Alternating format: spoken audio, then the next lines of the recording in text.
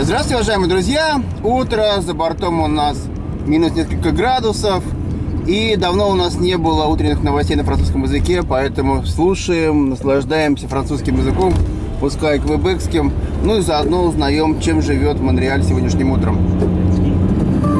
Voici les nouvelles.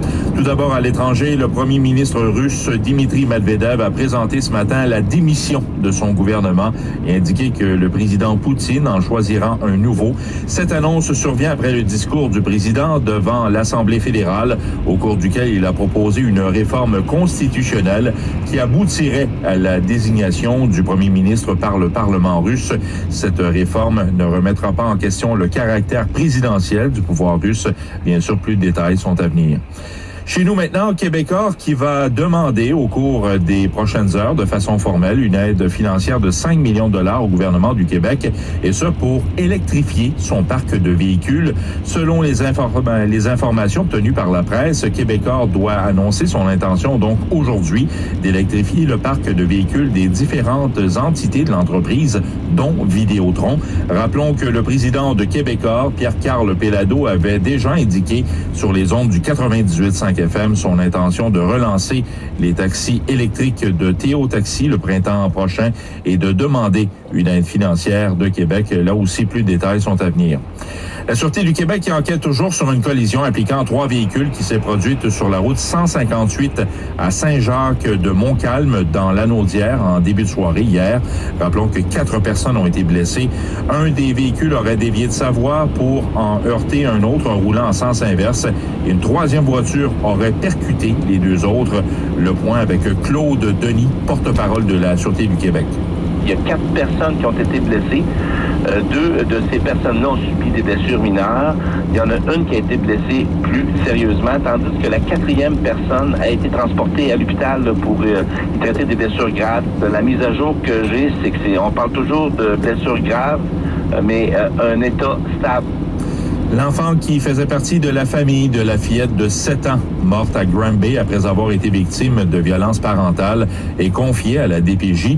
Dans un jugement rendu hier, le tribunal ordonne que l'enfant de 5 ans poursuive son séjour en famille d'accueil, mais accepte que la mère puisse effectuer des visites supervisées. Il est interdit cependant tout contact avec le père. Il blâme également la DPJ pour la très mauvaise gestion de ce dossier. Et en entrevue ce matin avec Paul Arcan, maître Catherine Brousseau, avocate au bureau de l'aide juridique de Drummondville et présidente du comité du barreau du Québec sur la protection de la jeunesse, a élaboré sur la responsabilité de la DPJ. Vous savez, il y a un article dans la loi qui dit que pour que le DPJ fasse bien son travail, il doit communiquer régulièrement avec l'enfant et sa famille et avoir une connaissance des conditions de vie de l'enfant, donc se rendre dans son milieu le plus souvent possible et parler à l'enfant de façon confidentielle. Et clairement, le juge vient dire dans ce jugement-là que ça n'a pas été fait. Et côté météo, attention, la grande région de Montréal qui se prépare à recevoir entre la nuit prochaine et demain, en début d'après-midi, une dizaine de centimètres de neige supplémentaire. Et comme si ce n'était pas suffisant, une autre bordée de neige est prévue au cours du week-end. La Ville de Montréal se dit fin prête. On écoute son porte-parole, Philippe Sabourin. La Ville a pris la bonne décision, celle de charger la neige qu'on a reçue, l'espèce de grésil qu'on a reçu en fin de semaine. Donc, chargeant cette neige-là, on va dégager les rues. Déjà, on a atteint 60% de l'opération de chargement de neige, ce qui veut dire que quand on va recevoir les prochains flocons, ce sera plus facile de déblayer et rajouter fondant à la pratique. Et le Canadien de Montréal qui est en quête d'une 3e victoire de suite accueille ce soir de la rare visite au Centre Bell les Blackhawks de Chicago. Vous écoutez Cogeco Nouvelles. Ну, неожиданно. Я по поводу первой новости, да, что президент Путин отправил в отставку кабинет Медведева для того, чтобы провести какую-то там конституционную реформу. Надо погрузиться в тему, узнать, что там вообще происходит.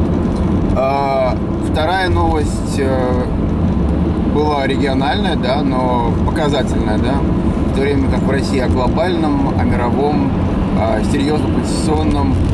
В Канаде просто компании переходят на электрические автомобили, и одна из крупнейших квебекских провинциальных компаний решила перевооружить свой парк автомобилей и сделать их полностью была по поводу аварии, в которой пострадало 4 человека.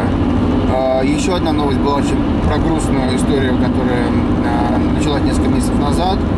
В Гренби, это небольшой городок, который находится где-то в получасе, наверное, езды от Монреаля. Там была трагедия семейная, погиб ребенок, непонятно, что там было, то ли семейное насилие, то ли даже сексуальное какое-то насилие. Родители оправдали, но ребенка одного отправили, оставшегося ребенка в этой семье, отправили к приемным родителям, ну и там тоже не слава богу. В общем, как-то, да, такие вот новости.